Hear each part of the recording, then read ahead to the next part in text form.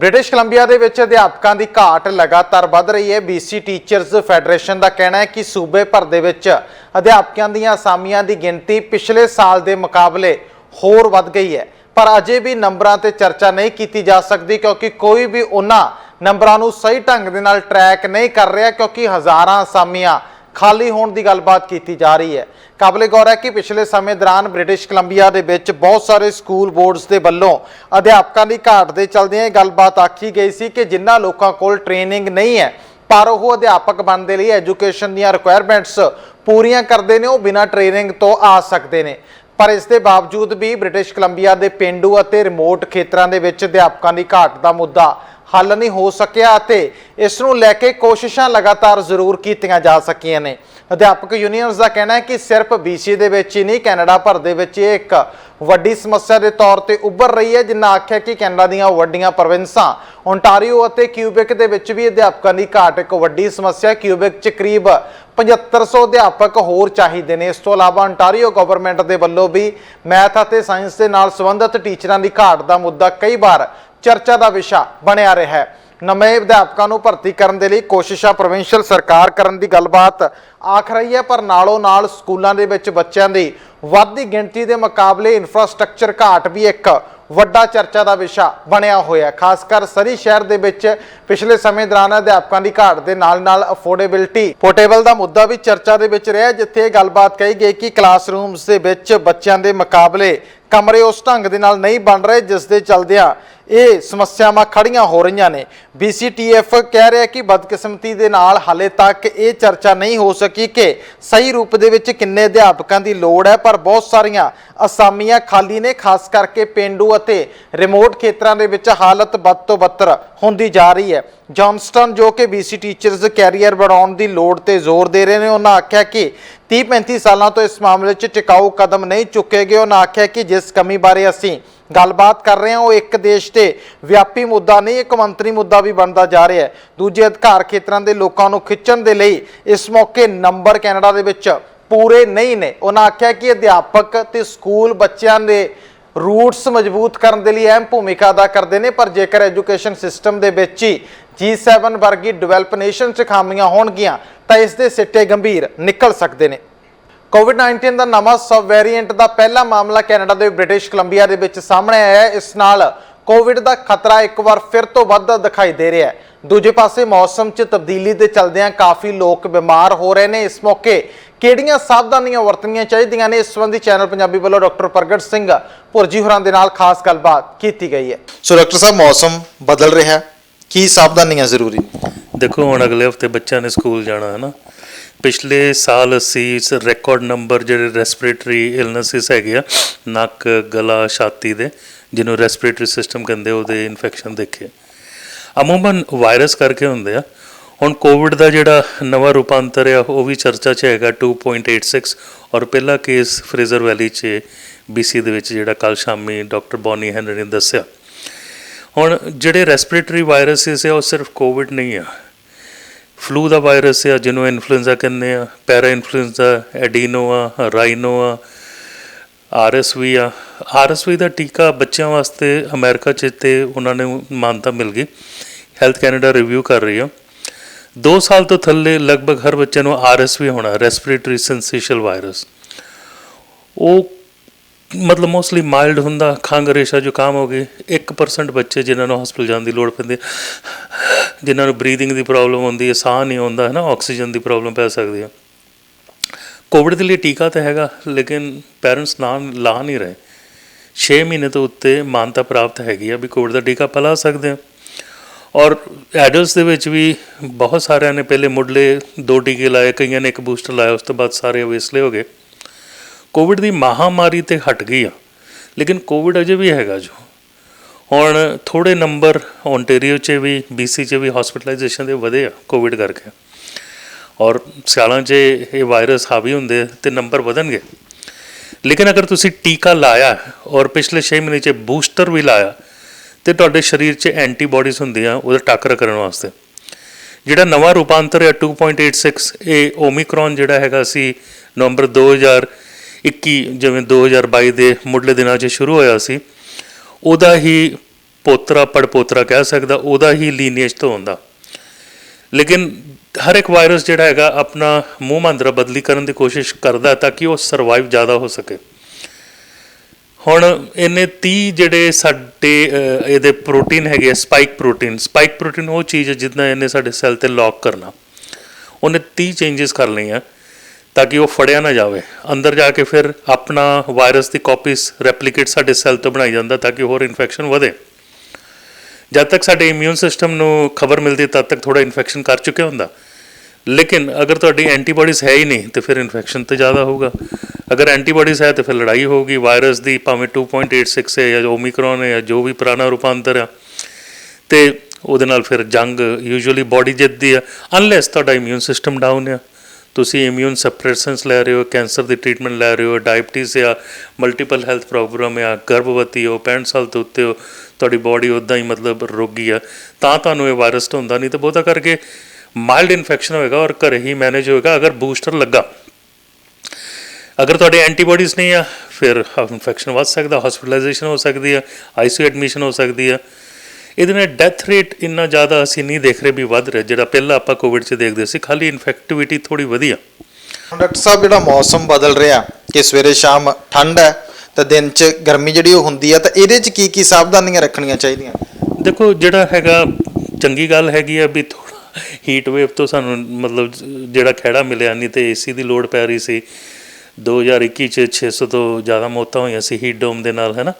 ਲੇਕਿਨ ਇਹਦੇ ਵਿੱਚ ਇਹੀ ਆ ਵੀ ਅਗਰ ਰਾਤ ਨੂੰ ਤੁਹਾਨੂੰ ਟੈਂਪਰੇਚਰ ਤੁਹਾਡੇ ਘਰ 14-15 ਡਿਗਰੀ ਰਹਿੰਦਾ ਤਾਂ ਫਿਰ ਤੁਹਾਨੂੰ ਰਜਾਈ ਵਗੈਰਾ ਜ਼ਰੂਰ ਲੈਣੀ ਚਾਹੀਦੀ ਹੈ।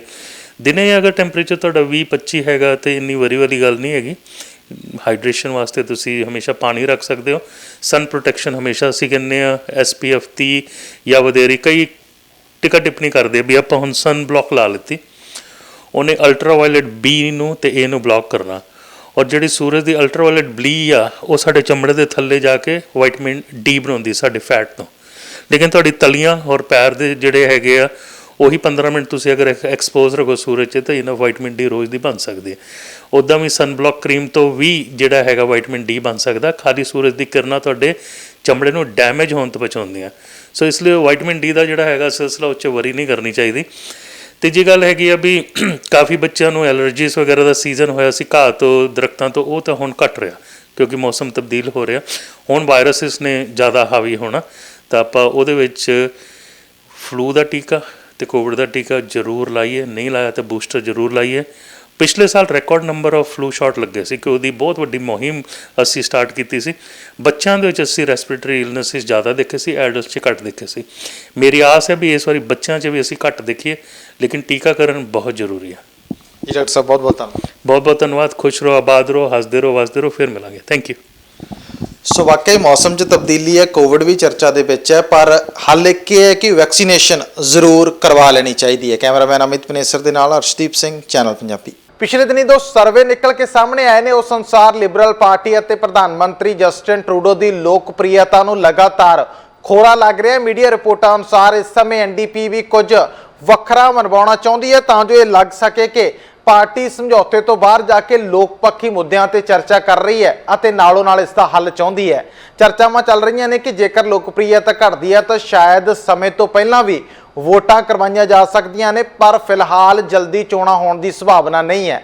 ਪਰ ਇਸੇ ਦੌਰਾਨ ਹੀ NDP ਵੱਲੋਂ ਅਫੋਰਡੇਬਲ ਹਾਊਸਿੰਗ ਦੇ ਮੁੱਦੇ ਨੂੰ ਲੈ ਕੇ ਅਤੇ ਲਿਵਿੰਗ ਆਫ ਕਾਸਟ ਦੇ ਮਸਲੇ ਦਾ ਹੱਲ ਵੀ ਚਾਹੁੰਦੀ ਹੈ ਤੇ ਇਸ ਬਾਰੇ ਸਰਕਾਰ ਤੋਂ ਮੰਗ ਕੀਤੀ ਜਾ ਰਹੀ ਹੈ ਕਿ ਸਰਕਾਰ ਕੁਝ ਨਾ ਕੁਝ ਕਦਮ ਜ਼ਰੂਰ ਚੱਕੇ, ਜਿਸ ਵਿੱਚ ਲੋੜਵੰਦ ਕੈਨੇਡੀਅਨਸ ਲਈ GST ਕ੍ਰੈਡਿਟ ਦਾ ਐਲਾਨ ਫਾਲ ਇਕਨੋਮਿਕ ਸਟੇਟਮੈਂਟ ਦੇ ਵਿੱਚ ਕਰਨਾ ਅਤੇ ਅਫੋਰਡੇਬਲ ਹਾਊਸਿੰਗ ਦੀ ਉਸਾਰੀ ਦੇ ਪ੍ਰੋਜੈਕਟ ਤੇਜ਼ੀ ਦੇ ਨਾਲ ਚੱਲਣ ਦੇ ਲਈ ਕਦਮ ਚੁੱਕਣ ਤੇ ਸਹਿਮਤੀ ਬਣਾਉਣੀ। PMO ਦਫ਼ਤਰ ਮੁਤਾਬਕ ਇਹਨਾਂ ਮਸਲਿਆਂ ਨੂੰ ਲੈ ਕੇ ਸਰਕਾਰ NDP ਦੇ ਨਾਲ ਗੱਲਬਾਤ ਕਰ ਰਹੀ ਹੈ। ਰਿਪੋਰਟਾਂ ਅਨੁਸਾਰ NDP ਵੱਲੋਂ ਸਰਕਾਰ ਉੱਤੇ ਦਬਾਅ ਪਾਇਆ ਜਾ ਰਿਹਾ ਕਿ ਇਸ ਪਾਸੇ ਵੱਲ ਕਦਮ ਚੁੱਕੇ ਜਾਣ ਕਿਉਂਕਿ ਕੈਨੇਡੀਅਨਸ ਲਈ ਇਹ ਮੁੱਢਲੀਆਂ ਜ਼ਰੂਰਤਾਂ ਚੋਂ ਇੱਕ ਹੈ। ਦੋਵੇਂ ਧਿਰਾਂ ਦਰਮਿਆਨ ਜੋ ਸਮਝੌਤਾ ਹੋਇਆ ਉਸ ਦੇ ਅਨੁਸਾਰ ਨਵੇਂ ਘਰਾਂ ਦੀ ਉਸਾਰੀ ਲਈ ਫੰਡ ਬਣਾਉਣਾ ਵੀ ਸ਼ਾਮਲ ਹੈ। CBC ਦੀ ਰਿਪੋਰਟ ਅਨੁਸਾਰ NDP ਦੇ ਸੂਤਰੇ ਆਖ ਰਹੇ ਨੇ ਕਿ ਮੌਜੂਦਾ ਸੱਤਾਧਰ ਲਿਬਰਲ ਪਾਰਟੀ NDP ਦਾ ਸਮਰਥਨ ਚਾਹੁੰਦੀ ਹੈ ਤਾਂ ਜੋ ਸਰਕਾਰ ਆਪਣਾ ਸਮਾਂ ਪੂਰਾ ਕਰ ਸਕੇ। ਇਸੇ ਕਾਰਨ ਸੰਭਾਵਨਾਵਾਂ ਨੇ ਕਿ ਪਾਰਟੀ ਦੀਆਂ ਮੰਗਾਂ ਤੇ ਗੌਰ ਫਰਮਾਈ ਜਾ ਸਕਦੀ ਹੈ। ਕਾਬਲੇ ਗੌਰ ਹੈ ਕਿ ਦੋਵੇਂ ਪਾਰਟੀਆਂ ਵੱਲੋਂ 2025 ਤੱਕ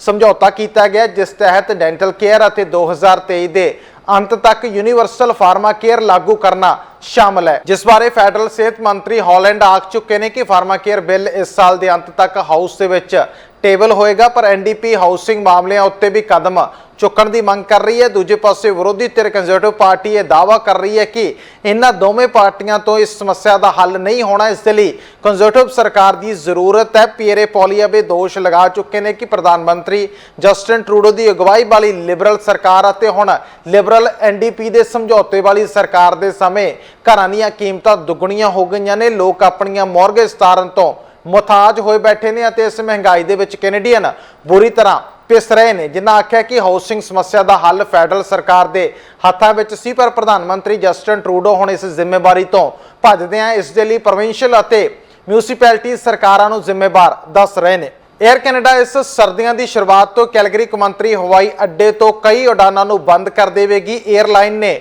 ਬੁੱਧਵਾਰ ਨੂੰ ਐਲਾਨ ਕੀਤਾ ਹੈ ਕਿ ਅਕਤੂਬਰ ਦੇ ਅੰਤ ਤੋਂ ਓਟਵਾ, ਹੋਨੋਲੂਲੂ, ਕੈਨਕੂਨ ਅਤੇ ਫ੍ਰੈਂਕਫਰਟ ਦੀ ਨਾਨ ਸਟਾਪ ਸਰਵਿਸ ਬੰਦ ਹੋ ਜਾਏਗੀ। ਖੇਤਰੀ ਪਾਇਲਟਾਂ ਦੀ ਉਦਯੋਗ ਵਿਆਪਕ ਘਾਟ ਦਾ 에ਅਰ ਕੈਨੇਡਾ ਦੇ ਖੇਤਰ ਨੈਟਵਰਕ ਤੇ ਲੰਮੇ ਸਮੇਂ ਤੋਂ ਪ੍ਰਭਾਵ ਪੈਣ ਦੀ ਉਮੀਦ ਹੈ। ਇਹਨਾਂ ਤਬਦੀਲੀਆਂ ਦੇ ਬਾਵਜੂਦ 에ਅਰ ਕੈਨੇਡਾ ਦਾ ਕਹਿਣਾ ਹੈ ਕਿ ਉਹ 2022-23 ਦੇ ਮੁਕਾਬਲੇ ਸਰਦੀਆਂ 'ਚ 2023-24 ਲਈ ਆਪਣੀ ਕੁੱਲ ਉਡਾਨਾਂ ਦੇ ਵਿੱਚ 12% ਦਾ ਵਾਧਾ ਕਰੇਗਾ। 에ਅਰ ਕੈਨੇਡਾ ਨੇ ਕਿਹਾ ਕਿ ਉਹ ਕੈਲਗਰੀ ਦੇ ਪੱਛਮੀ ਕੈਨੇਡੀਅਨ ਮਾਰਕੀਟ ਲਈ ਪੂਰੀ ਤਰ੍ਹਾਂ ਵਚਨਬੱਧ ਹੈ ਤੇ ਇਸ ਸਰਦੀਆਂ ਵਿੱਚ ਕੈਲਗਰੀ ਤੋਂ ਹਫ਼ਤਾਵਾਰੀ ਲਗਭਗ 10,000 ਸੀਟਾਂ ਦੀ ਪੇਸ਼ਕਸ਼ ਕੀਤੀ ਗਈ ਹੈ ਤਾਂ ਜੋ ਪੈਸੇਂਜਰ ਨੂੰ ਪਰੇਸ਼ਾਨੀਆਂ ਦਾ ਸਾਹਮਣਾ ਨਾ ਕਰਨਾ ਪਵੇ। ਕਾਬਲੇ ਗੌਰ ਹੈ ਕਿ ਕੈਨੇਡਾ ਦੇ ਵਿੱਚ ਸਰਦੀਆਂ ਦੇ ਸਮੇਂ 에ਅਰਲਾਈਨ ਸੇਵਾਵਾਂ ਮੌਸਮ ਦੇ ਚਲਦਿਆਂ ਚਰਚਾ ਦੇ ਵਿੱਚ ਰਹਿੰਦੀਆਂ ਨੇ, ਪਰ ਮੌਂਟਰੀਅਲ ਆਧਾਰਿਤ ਕੈਰੀਅਰ ਨੇ ਕਿਹਾ ਹੈ ਕਿ ਅਸੀਂ ਪ੍ਰਭਾਵਿਤ ਰੂਟਾਂ ਤੇ ਆਪਣੇ ਪੈਸੇਂਜਰ ਤੇ ਪਏ ਪ੍ਰਭਾਵ ਦੇ ਲਈ ਮੁਆਫੀ ਮੰਗਣਾ ਚਾਹੁੰਦੇ ਹਾਂ, ਜਿਨ੍ਹਾਂ ਨੂੰ ਦੂਜੇ ਹਵਾਈ ਅੱਡਿਆਂ ਦੇ ਰਾਹੀਂ ਰੂਟ ਕਰਨਾ ਪਏਗਾ ਤੇ ਪੂਰੀ ਰਿਫੰਡ ਸਮੇਤ ਵਿਕਲਪਿਕ ਯਾਤਰਾ ਦੀ ਪੇਸ਼ਕਸ਼ ਕੀਤੀ ਜਾਏਗੀ। ਇਹਨਾਂ ਤਬਦੀਲੀਆਂ ਦੇ ਨਤੀਜੇ ਵਜੋਂ ਕੋਈ ਸ਼ਾਂਤੀ ਦੀ ਉਮੀਦ ਨਹੀਂ ਹੈ। 에ਅਰਲਾਈਨ ਦਾ ਕਹਿਣਾ ਹੈ ਕਿ ਇਹ ਕੈਰੀਅਰ ਦੀ ਸਮੁੱਚੀ ਸਥਿਰਤਾ ਨੂੰ ਬਿਹਤਰ ਬਣਾਉਣ ਤੇ ਉਸ ਦੀ ਯੋਜਨਾ ਦਾ ਸਾਰਾ ਹਿੱਸਾ ਹੈ। ਅਧਿਕਾਰੀਆਂ ਨੇ ਕਿਹਾ ਹੈ ਕਿ ਪਾਇਲਟਾਂ ਦੀ ਘਾਟ ਦੇ ਚਲਦਿਆਂ 에ਅਰ ਕੈਨੇਡਾ ਨੇ ਕੈਲਗਰੀ ਤੋਂ 6 ਅਹਿਮ ਹਵਾਈ ਰੂਟਸ ਬੰਦ ਕਰਨ ਦਾ ਫੈਸਲਾ ਲਿਆ। ਬੁੱਧਵਾਰ ਨੂੰ 에ਅਰਲਾਈਨ ਨੇ ਪੁਸ਼ਟੀ ਕੀਤੀ ਹੈ ਕਿ ਅਕਤੂਬਰ ਦੇ ਅੰਤ ਤੱਕ ਕੈਲਗਰੀ ਦੇ ਓਟਵਾ, ਹੈਲੀਫੈਕਸ, ਲਾਸ ਐਂਜਲਸ, ਹੋਨੋਲੂਲੂ ਅਤੇ ਕਾਨਕੂਨ ਦੇ ਫ੍ਰੈਂਕਫਰਟ ਦੀਆਂ ਸਿੱਧੀਆਂ ਉਡਾਨਾਂ ਬੰਦ ਕਰ ਦਿੱਤੀਆਂ ਜਾਣਗੀਆਂ। 에ਅਰ ਕੈਨੇਡਾ ਦੇ ਬੁਲਾਰੇ ਪੀਟਰ ਫਿਟਜ਼ਪੈਟਰਿਕ ਦਾ ਕਹਿਣਾ ਹੈ ਕਿ ਰੂਟ ਰੱਦ ਕਰਨ ਦਾ ਉਦੇਸ਼ 에ਅਰਲਾਈਨ ਦੀ ਸਮੁੱਚੀ ਸੰਚਾਲਨ ਸਥਿਰਤਾ ਨੂੰ ਬਿਹਤਰ ਬਣਾਉਣਾ। ਬੁਲਾਰੇ ਨੇ ਕਿਹਾ ਕਿ 에ਅਰ ਕੈਨੇਡਾ ਨੂੰ ਪਾਇਲਟਾਂ ਦੀ ਮੌਜੂਦਾ ਘਾਟ ਦੇ ਨਾਲ-ਨਾਲ ਸਪਲਾਈ ਚੇਨ ਦੀਆਂ ਚੁਣੌਤੀਆਂ ਦਾ ਵੀ ਸਾਹਮਣਾ ਕਰਨਾ ਪੈ ਰਿਹਾ, ਜਿਸ ਕਾਰਨ 에ਅਰਲਾਈਨ ਨੂੰ ਲਈ ਪੁਰਜ਼ਿਆਂ ਨੂੰ ਪ੍ਰਾਪਤ ਕਰਨਾ ਅਤੇ ਸਮੇਂ ਉੱਤੇ ਹਵਾਈ ਜਹਾਜ਼ਾਂ ਦੀ ਰਿਪੇਅਰ ਕਰਨਾ ਮੁਸ਼ਕਲ ਹੋ ਰਿਹਾ ਹੈ। ਉਹਨਾਂ ਆਖਿਆ ਕਿ 에ਅਰ ਕੈਨੇਡਾ ਕੈਲਗਰੀ ਅਤੇ ਪੱਛਮੀ ਕੈਨੇਡਾ ਵਿੱਚ ਪੂਰੀ ਤਰ੍ਹਾਂ ਵਚਨਬੱਧ ਹੈ ਅਤੇ ਸਰਦੀਆਂ ਦੇ ਸੀਜ਼ਨ ਦੌਰਾਨ ਕੈਲਗਰੀ ਤੋਂ ਹਰ ਹਫ਼ਤੇ ਲਗਭਗ 10,000 ਸੀਟਾਂ ਦੀ ਪੇਸ਼ਕਸ਼ ਕੀਤੀ ਜਾਏਗੀ। ਬ੍ਰਿਟਿਸ਼ ਕੋਲੰਬੀਆ ਦੇ ਵਿੱਚ ਮੌਸਮ 'ਚ ਤਬਦੀਲੀ ਹੋਈ ਹੈ। ਮੌਸਮ ਪਹਿਲਾਂ ਦੇ ਮੁਕਾਬਲੇ ਠੰਡਾ ਰਿਹਾ ਅਤੇ ਮੀਂਹ ਪੈਣ ਦੇ ਕਾਰਨ ਵਾਤਾਵਰਣ ਜਿੱਥੇ ਸਾਫ਼ ਹੋਇਆ ਉੱਥੇ ਜੰਗਲੀ ਅੱਗਾਂ ਤੇ ਕੰਟਰੋਲ ਵੀ ਸੁਭਾਵਿਕ ਤੌਰ ਤੇ ਹੋਇਆ। ਬੇਸ਼ੱਕ ਪਿਛਲੇ ਸਮੇਂ ਦੌਰਾਨ ਮੌਸਮ 'ਚ ਤਬਦੀਲੀ ਦੇ ਚਲਦਿਆਂ ਬਿਜਲੀ ਲਸ਼ਕਣ ਦੇ ਨਾਲ ਲਗਭਗ 40 ਨਵੀਂ ਐਕਟਿਵ ਵਾਈਲਡ ਫਾਇਰ BC ਦੇ ਵਿੱਚ ਲੱਗੀਆਂ ਨੇ, ਪਰ ਵਾਈਲਡ ਫਾਇਰ ਮਾਹਰਾਂ ਦਾ ਕਹਿਣਾ ਹੈ ਕਿ ਮੌਸਮ ਦੇ ਵਿੱਚ ਠੰਡੇਪਣ ਦੇ ਚਲਦਿਆਂ ਇਹ ਅੱਗਾਂ ਦਾ ਪ੍ਰਭਾਵ ਪਹਿਲਾਂ ਜਿੰਨਾ ਨਹੀਂ ਹੋਏਗਾ। ਜੇਕਰ ਆਉਣ ਵਾਲੇ ਸਮੇਂ ਦੇ ਵਿੱਚ ਵੀ ਮੌਸਮ 'ਚ ਤਬਦੀਲੀ ਇਸੇ ਢੰਗ ਦੇ ਨਾਲ ਜਾਰੀ ਰਹਿੰਦੀ ਹੈ, ਜਿਸ ਵਿੱਚ ਟੈਂਪਰੇਚਰ 'ਚ ਗਿਰਾਵਟ ਅਤੇ ਮੀਂਹ ਕਣੀ ਦੇ ਨਾਲ ਜੰਗਲਾਂ 'ਚ ਸਿੱਲ ਰਹੇਗੀ, ਤਾਂ ਉਹਦੇ ਚਲਦਿਆਂ ਜੰਗਲੀ ਅੱਗਾਂ ਤੇ ਕੰਟਰੋਲ ਭਵਿੱਖ ਦੇ ਵਿੱਚ ਹੋ ਸਕਦਾ ਹੈ। BC ਦੇ ਅੰਦਰੂਨੀ ਹਿੱਸੇ ਵਿੱਚ ਕਈ ਵੱਡੀਆਂ ਜੰਗਲੀ ਅੱਗਾਂ ਹਾਲੇ ਵੀ ਕੰਟਰੋਲ ਤੋਂ ਬਾਹਰ ਨੇ, ਜਿੱਥੇ ਕਿ ਮੀਡੀਅਮ ਓਕਨਾਨਾਗਨ ਅਤੇ ਸ਼ੁਨਸੁਮਵੈਪ ਦੇ ਹਿੱਸਿਆਂ ਦੇ ਪੂਰਵ ਅਨੁਮਾਨਿਤ ਮੀਂਹ ਘੱਟ ਪੈ ਰਿਹਾ, ਜਿਸ ਕਾਰਨ ਉੱਥੇ ਜੰਗਲੀ ਅੱਗਾਂ ਤੇ ਕੰਟਰੋਲ ਫਿਲਹਾਲ ਮੁਸ਼ਕਲ ਜਾਪ ਰਿਹਾ ਹੈ। ਐਨਵਾਇਰਨਮੈਂਟ ਕੈਨੇਡਾ ਦੇ ਅੰਕੜੇ ਦਰਸਾਉਂਦੇ ਨੇ ਕਿ ਨਾ ਤਾਂ ਕੈਲੋਨਾ ਦੇ ਹਵਾਈ ਅੱਡੇ ਦੇ ਤੇ ਨਾ ਹੀ ਸ਼ੈਲਮੋਨ ਆਰਨ ਦੇ ਅੰਗਲਬਾਰ ਨੂੰ ਕੋਈ ਮੀਂਹ ਪਿਆ ਗਿਆ। ਸ਼ੁਰੂਆਤੀ ਭਵਿੱਖਬਾਣੀਆਂ ਤੋਂ ਬਾਅਦ ਸ਼ਾਮ ਨੂੰ ਸੰਭਾਵਿਤ ਮੀਂਹ ਗਰਜ ਤੂਫਾਨ ਦੀ ਮੰਗ ਕੀਤੀ ਜਾ ਰਹੀ ਸੀ ਅਤੇ ਸੰਭਾਵਨਾਵਾਂ ਜਤਾਈਆਂ ਜਾ ਰਹੀਆਂ ਸਨ, ਪਰ ਹਲਕੀ ਬਾਰਿਸ਼ ਤੋਂ ਬਾਅਦ ਦੁਬਾਰਾ ਤੇਜ਼ ਹਵਾਵਾਂ ਜ਼ਰੂਰ ਚੱਲੀਆਂ, ਪਰ ਨਾਲੋਂ ਨਾਲ ਇਹ ਮੀਂਹ ਨਹੀਂ ਪਿਆ, ਜਿਸ ਕਾਰਨ ਸੈਂਟਰਲ ਓਕਨਾਗਨ ਐਮਰਜੈਂਸੀ ਆਪਰੇਸ਼ਨ ਨੂੰ ਮੈਕਡੋਗਲ ਕ੍ਰੀਕ ਜੰਗਲ ਦੀ ਅੱਗ ਲਈ ਆਪਣੀ ਨਿਕਾਸੀ ਚੇਤਾਵਨੀ ਦਾ ਵਿਸਤਾਰ ਕਰਨਾ ਪਿਆ। ਭਾਵ ਕਿ ਲੋਕ ਜਿਹੜੇ ਕਿ ਇਵੈਕੂਏਸ਼ਨ ਕਰਨ ਦੇ ਲਈ ਅਲਰਟ ਤੇ ਰੱਖੇ ਗਏ ਨੇ, ਉਹਨਾਂ ਦੀ ਗਿਣਤੀ ਦੇ ਵਿੱਚ ਵਾਧਾ ਕੀਤਾ ਗਿਆ ਹੈ। ਐਨਵਾਇਰਨਮੈਂਟ ਕੈਨੇਡਾ ਦਾ ਕਹਿਣਾ ਹੈ ਕਿ ਕੈਲੋਨਾ ਵਿੱਚ ਮੰਗਲਵਾਰ ਰਾਤ 17 ਕਿਲੋਮੀਟਰ ਪ੍ਰਤੀ ਘੰਟਾ ਤੇ ਸਵੇਰੇ 15 ਕਿਲੋਮੀਟਰ ਪ੍ਰਤੀ ਘੰਟਾ ਦੀ ਰਫ਼ਤਾਰ ਦੇ ਨਾਲ ਤੇਜ਼ ਹਵਾਵਾਂ ਚੱਲੀਆਂ, ਜਦੋਂ ਕਿ ਸਵੇਰੇ 4 ਵਜੇ 28 ਕਿਲੋਮੀਟਰ ਪ੍ਰਤੀ ਘੰਟੇ ਦੀ ਰਫ਼ਤਾਰ ਦੇ ਨਾਲ ਹਵਾਵਾਂ ਚੱਲੀਆਂ। ਇਸ ਦੌਰਾਨ ਹਾਲੀ ਦੇ ਤੂਫਾਨਾਂ ਨੇ ਫਰੇਜ਼ਰ ਕੈਨੀਅਨ ਦੇ ਵਿੱਚ ਕੁਝ ਹਿੱਸਿਆਂ 'ਚ ਬਾਰਿਸ਼ ਕੀਤੀ ਹੈ। ਲਿਟਨ ਵਿੱਚ ਕੱਲ 1.6 ਮਿਲੀਮੀਟਰ ਵਰਖਾ ਰਿਕਾਰਡ ਕੀਤੀ ਗਈ ਹੈ ਤੇ ਸਵੇਰੇ ਵੀ ਹਲਕੀ ਵਰਸ਼ਾ ਹੋਈ ਹੈ। ਸਵੇਰ ਤੱਕ ਸੂਬੇ ਵਿੱਚ ਲਗਭਗ 418 ਸਰਗਰਮ ਜੰਗਲੀ ਅੱਗਾਂ ਸਨ, ਜਿਨ੍ਹਾਂ ਵਿੱਚੋਂ 188 ਕਾਬੂ ਤੋਂ ਬਾਹਰ ਦੱਸੀਆਂ ਜਾ ਰਹੀਆਂ ਨੇ। ਪਿਛਲੇ 24 ਘੰਟਿਆਂ 'ਚ 30 ਤੋਂ ਵੱਧ ਚਿੰਗਾੜੀਆਂ ਪੈਦਾ ਹੋਈਆਂ ਨੇ। ਜ਼ਿਆਦਾਤਰ ਤਟਵਰਤੀ ਖੇਤਰਾਂ ਦੇ ਵਿੱਚ ਬਿਜਲੀ ਚਮਕਣ ਦੇ ਨਾਲ ਜੰਗਲੀ ਅੱਗਾਂ ਦਾ ਪ੍ਰਭਾਵ ਵਧਿਆ। ਕਾਬਲੇ ਗੌਰ ਹੈ ਕਿ ਇਸ ਵਾਰ ਕੈਨੇਡਾ ਦੇ ਵਿੱਚ ਅਤੇ ਬ੍ਰਿਟਿਸ਼ ਕੋਲੰਬੀਆ ਦੇ ਵਿੱਚ ਜੰਗਲੀ ਅੱਗਾਂ ਦਾ ਸੀਜ਼ਨ ਲੰਮਾ ਅਤੇ ਸਭ ਤੋਂ ਭਿਆਨਕ ਰਿਹਾ, ਕਿਉਂਕਿ ਮਈ ਮਹੀਨੇ ਤੋਂ ਗਰਮੀ ਦਾ ਦੌਰ ਜਾਰੀ ਹੈ ਤੇ ਉਸ ਤੋਂ ਬਾਅਦ ਮੀਂਹ ਨਾ ਪੈਣ ਕਾਰਨ ਫਾਇਰ ਫਾਈਟਰਸ ਨੂੰ ਜੰਗਲੀ ਅੱਗਾਂ ਤੇ ਕੰਟਰੋਲ ਪਾਉਣ 'ਚ ਬਹੁਤ ਮਿਹਨਤ ਮੁਸ਼ੱਕਤ ਕਰਨੀ ਪਈ। ਬ੍ਰਿਟਿਸ਼ ਕੋਲੰਬੀਆ ਦੇ ਵਿੱਚ ਕੈਨੇਡੀਅਨ ਫਾਇਰ ਫਾਈਟਰਸ ਤੋਂ ਇਲਾਵਾ ਕੈਨੇਡੀਅਨ ਆਰਮਡ ਫੋਰਸ ਅਤੇ ਕੈਨੇਡਾ ਦੇ ਅਲਾਈਜ਼ ਮੁਲਕਾਂ ਦੇ ਬਹੁਤ ਸਾਰੇ ਫਾਇਰ ਫਾਈਟਰਸ ਲਗਾਤਾਰ ਅੱਗਾਂ ਤੇ ਕੰਟਰੋਲ ਪਾਉਣ ਦੇ ਲਈ ਕੋਸ਼ਿਸ਼ ਕਰ ਰਹੇ ਨੇ। ਇਸ ਤੋਂ ਇਲਾਵਾ ਬਹੁਤ ਸਾਰੇ ਲੋਕਾਂ ਦੇ ਘਰਾਂ ਤੇ ਪ੍ਰਾਪਰਟੀਆਂ ਨੂੰ ਨੁਕਸਾਨ ਪਹੁੰਚਿਆ, ਜਿਨ੍ਹਾਂ ਨੂੰ ਕਿ ਰਿਲੀਫ ਕੈਂਪਾਂ ਦੇ ਵਿੱਚ ਰੱਖਿਆ ਗਿਆ। ਪਿਛਲੇ ਦਿਨੀ ਵੈਸਟ ਕਲੋਨਾ ਦੇ ਵਿੱਚ ਪ੍ਰਧਾਨ ਮੰਤਰੀ ਜਸਟਿਨ ਟਰੂਡੋ, BC ਦੇ ਪ੍ਰੀਮੀਅਰ ਡੇਵਿਡ ਈਬੀ ਅਤੇ ਹੋਰ ਬਹੁਤ ਸਾਰੇ ਲੀਡਰਾਂ ਦੇ ਵੱਲੋਂ ਜਾ ਕੇ ਜੰਗਲੀ ਅੱਗਾਂ ਤੋਂ ਪ੍ਰਭਾਵਿਤ ਲੋਕਾਂ ਦੇ ਨਾਲ ਗੱਲਬਾਤ ਕੀਤੀ ਗਈ ਹੈ। ਯੈਲੋਨਾਈਫ ਅਤੇ ਨਾਰਥ ਟੈਰੀਟਰੀ ਦੇ ਵਿੱਚ ਜੰਗਲੀ ਅੱਗਾਂ ਦੇ ਨਾਲ ਪ੍ਰਭਾਵਿਤ ਲੋਕਾਂ ਦੇ ਰਿਲੀਫ ਕੈਂਪਾਂ ਦੇ ਵਿੱਚ ਪਹੁੰਚ ਕੇ ਅਲਬਰਟਾ ਦੀ ਪ੍ਰੀਮੀਅਰ ਡੈਨੀਅਲ ਸਮਿਥ ਵੱਲੋਂ ਵੀ ਹਰ ਸੰਭਵ ਮਦਦ ਦਾ ਭਰੋਸਾ ਦਿੱਤਾ ਗਿਆ ਸੀ। ਬੇਸ਼ੱਕ ਹੁਣ ਮੌਸਮ 'ਚ ਤਬਦੀਲੀ ਆ ਰਹੀ ਹੈ, ਪਰ ਮਾਹਰਾਂ ਦਾ ਮੰਨਣਾ ਹੈ ਕਿ ਪਹਿਲਾਂ ਦੇ ਮੁਕਾਬਲੇ ਅੱਗਾਂ ਦਾ ਪ੍ਰਭਾਵ ਤਾਂ ਜ਼ਰੂਰ ਘਟਿਆ, ਪਰ ਇਹਨਾਂ ਤੇ ਪੂਰਾ ਕੰਟਰੋਲ ਹੋਣ ਦੇ ਲਈ ਜ਼ਰੂਰੀ ਹੈ ਕਿ ਲਗਾਤਾਰ ਮੀਂਹ ਪਵੇ।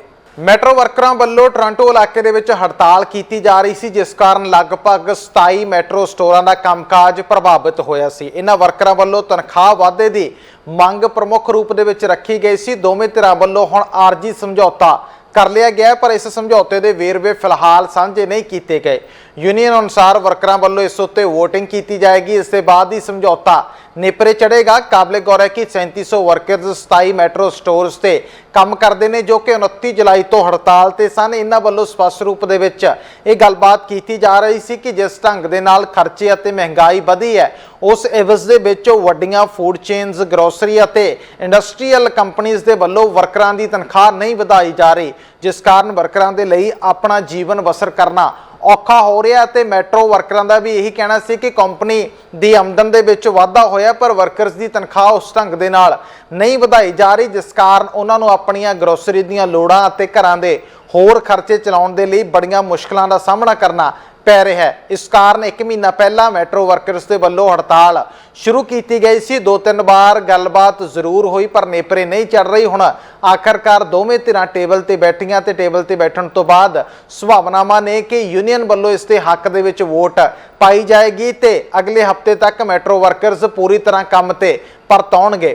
ਇਸ ਮੌਕੇ ਕੈਨੇਡਾ ਭਰ ਦੇ ਵਿੱਚ ਮਹਿੰਗਾਈ ਇੱਕ ਵੱਡਾ ਮੁੱਦਾ ਬਣੀ ਹੋਈ ਹੈ, ਕਿਉਂਕਿ ਬੈਂਕ ਆਫ ਕੈਨੇਡਾ ਦੇ ਵੱਲੋਂ ਇੰਟਰਸਟ ਰੇਟ ਵਧਾਏ ਗਏ ਨੇ ਤੇ ਇੰਟਰਸਟ ਰੇਟ ਵਧਣ ਤੋਂ ਬਾਅਦ ਹਰ ਖੇਤਰ ਦੇ ਵਿੱਚ ਵਰਕਰਸ ਨਵਾਂ ਸਮਝੌਤਾ ਚਾਹੁੰਦੇ ਨੇ। ਉਹ ਬੇਸ਼ੱਕ BC ਫੈਰੀਜ਼ ਦੇ ਵਰਕਰ ਹੋਣ ਜਾਂ ਫਿਰ ਪੋਰਟ ਵਰਕਰਸ ਹੋਣ ਜਾਂ ਫਿਰ ਕੋਕ ਤੇ ਸੋਲਿਡ ਦੀਆਂ ਮਿੱਲਾਂ ਦੇ ਵਿੱਚ ਕੰਮ ਕਰਨ ਵਾਲੇ ਵਰਕਰ, ਸਭ ਦੇ ਵੱਲੋਂ ਪਿਛਲੇ ਦਿਨੀ ਪ੍ਰੋਟੈਸਟ ਕੀਤੀ ਗਈ ਹੈ ਤੇ ਤਨਖਾਹ ਵਾਧੇ ਦੀ ਮੰਗ ਕੀਤੀ ਜਾ ਰਹੀ ਹੈ। ਇਸ ਤੋਂ ਇਲਾਵਾ ਗਵਰਨਮੈਂਟ ਦੀਆਂ ਏਜੰਸੀਜ਼ ਦੇ ਵਿੱਚ ਕੰਮ ਕਰਨ ਵਾਲੇ ਵਰਕਰਸ ਵੀ ਪਿਛਲੇ ਦਿਨੀ ਹੜਤਾਲ ਦੇ ਉੱਪਰ ਰਹੇ ਨੇ, ਜਿਸ ਦੀ ਸ਼ੁਰੂਆਤ ਫੈਡਰਲ ਕਾਮਿਆਂ ਵੱਲੋਂ ਕੀਤੀ ਗਈ ਸੀ। ਇਸ ਦਾ ਸਿੱਧਾ ਸੰਬੰਧ ਮਹਿੰਗਾਈ ਦੇ ਨਾਲ ਹੈ, ਪਰ ਬਹੁਤ ਸਾਰੇ ਮਾਹਰਾਂ ਦਾ ਮੰਨਣਾ ਹੈ ਕਿ ਬੇਸ਼ੱਕ ਕੈਨੇਡਾ ਦੇ ਉੱਪਰ ਮਹਿੰਗਾਈ ਦਾ ਦੌਰ ਹੈ ਤੇ ਔਖਾ ਸਮਾਂ ਚੱਲ ਰਿਹਾ ਹੈ, ਪਰ ਆਉਣ ਵਾਲੇ ਸਮੇਂ 'ਚ ਸਭ ਕੁਝ ਸਥਿਰ ਹੋਣਾ ਅਤੇ ਇਸ ਕਾਰਨ ਥੋੜਾ ਇੰਤਜ਼ਾਰ ਸਭ ਨੂੰ ਕਰਨਾ ਚਾਹੀਦਾ, ਕਿਉਂਕਿ ਔਖਾ ਸਮਾਂ ਗੁਜ਼ਰ ਜਾਏਗਾ। ਹੁਣ ਦੇਖਦੇ ਹਾਂ ਐਡਮਿੰਟਨ ਤੋਂ ਕੁਲਮੀਤ ਸਿੰਘ ਸੰਘਾ ਦੀ ਇੱਕ ਖਾਸ ਰਿਪੋਰਟ। ਚੈਨਲ ਪੰਜਾਬੀ ਵੇਖ ਰਹੇ ਸਮੂਹ ਦਰਸ਼ਕਾਂ ਨੂੰ ਕੁਲਮੀਤ ਸਿੰਘ ਵੱਲੋਂ ਨਿੱਘੀ ਜੀ ਆਇਆਂ। ਵਾਹਿਗੁਰੂ ਜੀ ਕਾ ਖਾਲਸਾ, ਵਾਹਿਗੁਰੂ ਜੀ ਕੀ ਫਤਿਹ।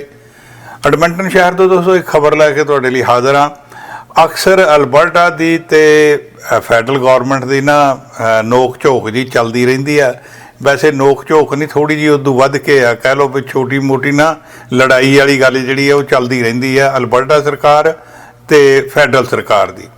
ਹੁਣ ਕੀ ਹੋਇਆ ਕਿ ਇੱਥੋਂ ਦੀ ਜਿਹੜੀ ਇੱਕ ਆਇਲ ਕੰਪਨੀ ਆ ਸਨਕੋਰ, ਉਹਨਾਂ ਦੇ ਚੀਫ ਐਗਜ਼ੈਕਟਿਵ ਆਫਿਸਰ ਨੇ ਆਪਣੇ ਇਨਵੈਸਟਰਸ ਦੇ ਨਾਲ ਗੱਲਬਾਤ ਕਰਦਿਆਂ ਕਿਹਾ ਵੀ ਭਾਈ ਗੱਲ ਸੁਣੋ, ਜਿਹੜਾ ਨਾ ਆਪਣਾ ਲੌਂਗ ਟਰਮ ਜਿਹਦੀ ਆਪਾਂ ਗੱਲ ਕਰਦੇ ਹਾਂ, ਜਿਹੜੇ ਗ੍ਰੀਨ ਪ੍ਰੋਜੈਕਟਸ ਵਗੈਰਾ ਵੀ ਐਮਿਸ਼ਨਸ ਘਟਾਉਣੇ ਆ, ਉਹ ਲੌਂਗ ਟਰਮ ਆ, ਪਰ ਸ਼ਾਰਟ ਟਰਮ ਦੇ ਵਿੱਚ ਸਾਨੂੰ ਪੈਸੇ ਬਣਾਉਣ ਦੀ ਵੀ ਗੱਲ ਥੋੜੀ ਜੀ ਚਾਹੀਦੀ ਆ, ਜਿਹੜਾ ਕਿ ਬੇਸ ਹੈਗਾ ਸਾਡਾ ਤੇਲ ਦਾ, ਉਹਦੇ ਤੇ ਇੰਨੀ ਗੱਲ ਕਹਿਣ ਦੀ ਢੇਰ ਸੀਗੀ। ਤੇ ਫੈਡਰਲ ਮਿਨਿਸਟਰ ਸਟੀਵ ਗਿਲਬੋ ਹੋਰੀ ਜਿਹੜੇ ਨੇ, ਉਹਨਾਂ ਨੇ ਕਿਹਾ ਵੀ ਆ ਦੇਖੋ ਆਹ ਹੀ ਕਾਰਨ ਆ ਜਿਹੜੇ ਵੀ ਸਾਨੂੰ ਨਾ ਜਿਹੜੇ ਕਮੈਂਟ ਇੱਕ ਚੀਫ ਐਗਜ਼ੈਕਟਿਵ ਆਫੀਸਰ ਨੇ ਇਸ ਵੇਲੇ ਇਹ ਕਮੈਂਟ ਦਿੱਤੇ ਆ ਜਦੋਂ ਦੇਸ਼ ਦੇ ਵਿੱਚ ਅੱਗਾਂ ਲੱਗੀਆਂ ਹੋਈਆਂ, ਯਾਨੀ ਕਿ ਗਲੋਬਲ ਵਾਰਮਿੰਗ ਕਰਕੇ ਪ੍ਰੋਬਲਮਸ ਆ ਰਹੀਆਂ, ਤੇ ਉਹਨਾਂ ਨੂੰ ਇਹ ਗੱਲ ਨਹੀਂ ਸੀ ਕਹਿਣੀ ਚਾਹੀਦੀ। ਕਹਿੰਦੇ ਤਦੇ ਅਸੀਂ ਨਾ ਜਿਹੜੀਆਂ ਕੈਪਸ ਵਾਲੀ ਗੱਲ ਆ ਵੀ ਭਾਈ ਪ੍ਰੋਡਕਸ਼ਨ ਕੈਪ ਕਰ ਦੇਣੀ ਹੈਗੀ ਆ, ਉਸ ਗੱਲ ਨੂੰ ਲੈ ਕੇ ਜੀ ਫਿਰ ਪ੍ਰੀਮੀਅਰ ਡੈਨੀਅਲ ਸਮਿਥ ਹੋਰਾਂ ਨੇ ਅੱਜ ਬਿਆਨ ਦਿੱਤਾ। ਉਹ ਕਹਿੰਦੇ ਵੀ ਇਹ ਇੱਕ ਕਿਸਮ ਦੀ ਘੋਰ ਉਲੰਘਣਾ ਆ ਫੈਡਰਲ ਮਿਨਿਸਟਰ ਵੱਲੋਂ, ਅਸੀਂ ਜਿਹੜੀ ਗੱਲ ਆ ਵੀ ਇਹ ਬਰਦਾਸ਼ਤ ਨਹੀਂ ਕਹਿੰਦੇ ਕਰਾਂਗੇ। ਉਹ ਕਹਿੰਦੇ ਵੀ ਉਹਨਾਂ ਦੇ ਮਨ ਚਿੱਤ ਵਿੱਚ ਕੋਈ ਵੀ ਜਿਹੜਾ ਸਾਡੇ ਸੂਬੇ ਪ੍ਰਤੀ ਜਾਂ ਇੱਥੋਂ ਦੇ ਆਇਲ ਵਰਕਰਸ ਜਾਂ ਆਇਲ ਇੰਡਸਟਰੀ ਪ੍ਰਤੀ ਉਹਨਾਂ ਦੇ ਮਨ ਦੇ ਵਿੱਚ ਕੋਈ ਵੀ ਸਤਿਕਾਰ ਜਿਹੜਾ ਫੈਡਰਲ ਮਿਨਿਸਟਰ ਦੇ ਨਹੀਂ ਹੈ।